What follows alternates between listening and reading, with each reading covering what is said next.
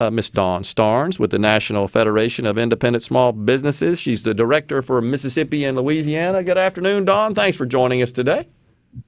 Good afternoon. I'm so glad to join y'all. Can you hear me okay? We got you. Looking good. Appreciate it. So, all right. So we had an end here in Mississippi, at least, on the 12th to the supplemental enhanced benefits from the federal government that augment the, talking about unemployment benefits, that augment the standard state benefits, the federal uplift being $300 a week. And many employers have suggested that they're having a difficult time getting some of their employees to return to work just because of these rather generous benefits has kept them at home. First, do you see that to be the case, I guess, in talking to your members, and what can we expect now that those have ended?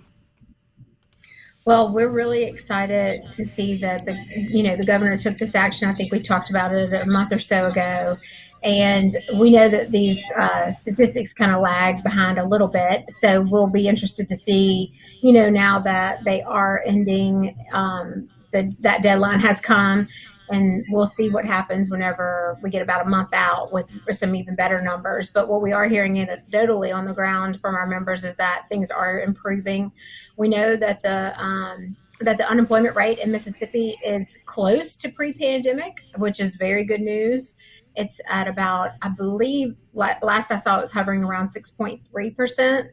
And pre-pandemic, it was around 6%. So that's really good. Very positive. Last year around this time, it was 15%, given what we were dealing with COVID. So this is a very positive move from last year, obviously, and then clearly from the past few months since the governor made the announcement, things are starting to improve, and you're seeing businesses getting to be where they can get back open. As you know, Mississippi has a huge hospitality industry, that they need workers for. And like we talk about a lot of times, small business runs on human capital.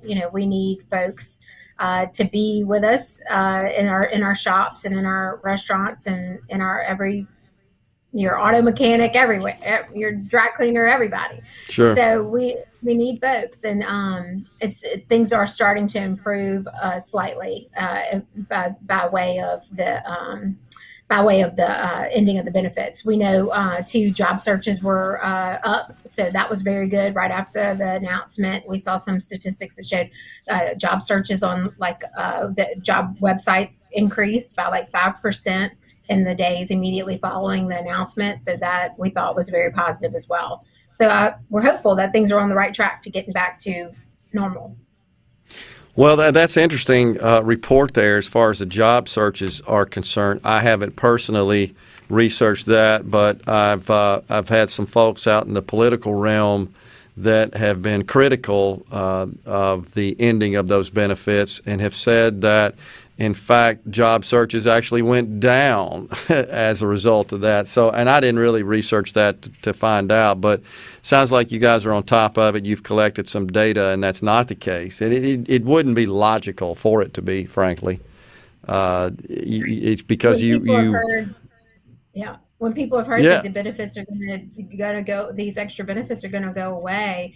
It was actually an article, I think it was Indeed, was tracking it, but they were tracking their traffic to their site, and it showed that their traffic went up in the states where about 5%, I believe is what the article said, maybe 3 to 5%, but it was an increase in that traffic in those days immediately following the announcement.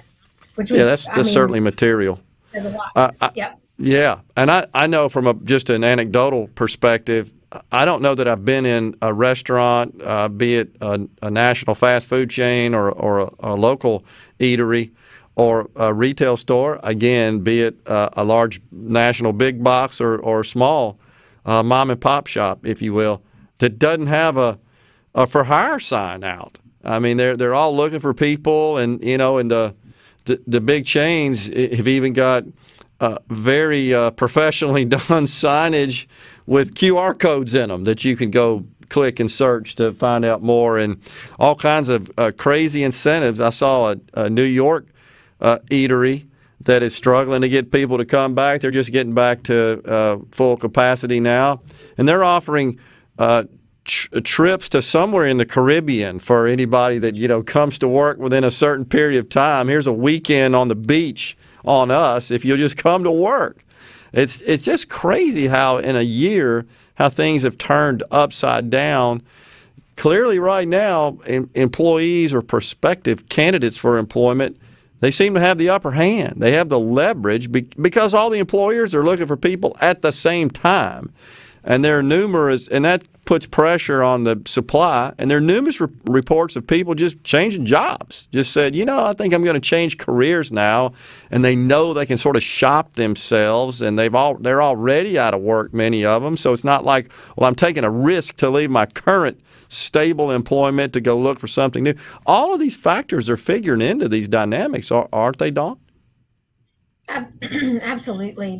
You have folks who, we've talked about it from the perspective of small business. It costs more for a small business owner to go through the hiring process, regardless, much less in this post-pandemic world we're living in, just because of the lack of an HR department and QR codes creating and all of that stuff, right? Yep, exactly. So we our folks have a harder time anyway, and so they want to keep the folks they get, but that is what they're doing right now. We are getting, especially the restaurant industry, getting a lot of comments from folks saying, listen, we need a lot of workers, and so we're kind of casting a wide net, taking as many applications because to your point, turnover is still an issue.